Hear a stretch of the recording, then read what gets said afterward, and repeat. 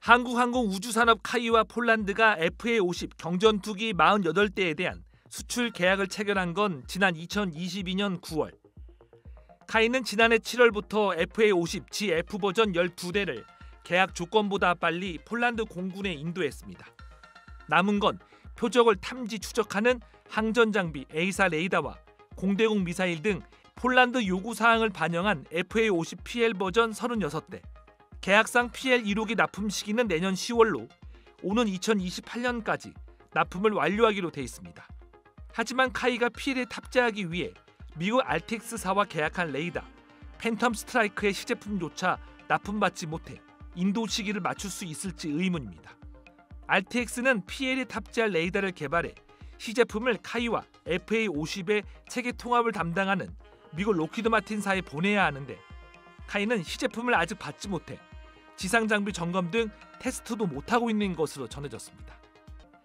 수정사항 없이 테스트를 통과한다 해도 최종 제품을 양산 1호기에 탑재해 시험 비행 등을 거쳐 승인받기까지 1년 정도 걸리는 것으로 알려졌습니다. 때문에 처음부터 국산 레이더가 아닌 미국산 레이더를 사용한 배경에 의문이 제기되고 있습니다. 국내 연구기관과 방산 기업 등에 따르면 10년 전부터 국산 A사 레이더 개발에 착수해 폴란드 수출 계약 당시 상당한 기술 개발이 이뤄졌던 것으로 알려졌습니다. 국내 기업들이 이제 자체 개발을 통해서 FA-50용 레이더를 개발을 하고 있고요. 어느 정도 기술까지 다 확보가 된 걸로 알고 있어요. 그리고 점차적으로 이거를 이제 FA-50에 적용을 하려고 하는.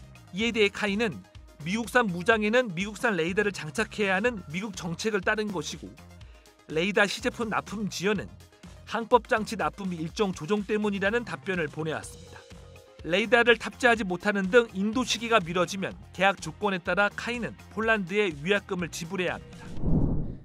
카이와 폴란드가 계약한 FA-50 경전투기 48대 수출 조건은 미국 RTX사가 제작한 단거리와 중거리 공대공 미사일을 장착하도록 설계해주는 것. 카이는 지난 연말까지 GF 버전 12대를 인도했고 내년 10월에는 PL 버전 36대 인도를 시작해야 합니다. 지금은 단거리 미사일 장착을 위한 설계에 들어가야 하지만 현재까지 별다른 진척이 없습니다. RTX사의 무장 설계 문서를 넘겨받으려면 FA-50의 기술 소유권이 있는 미국 럭히드 마틴이 대신 미국 정부의 수출 승인을 받아줘야 하는데 아직까지 설계 자료는커녕 테스트용 미사일조차 받지 못하고 있는 것으로 확인됐습니다. PL 납품에 제동이 걸리다 보니 앞서 납품한 GF 12대에 장착해주기로 한 약속도 지킬 수 있을지 의문입니다. RTX의 단거리 미사일 수백 발을 보유하고도 FA-50에 장착을 못할 경우 전투용 출격은 불가능합니다.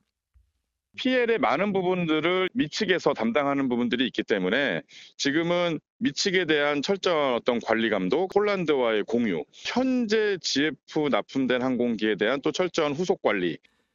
미사일 수출 승인이 나더라도 걸림돌은 또 있습니다.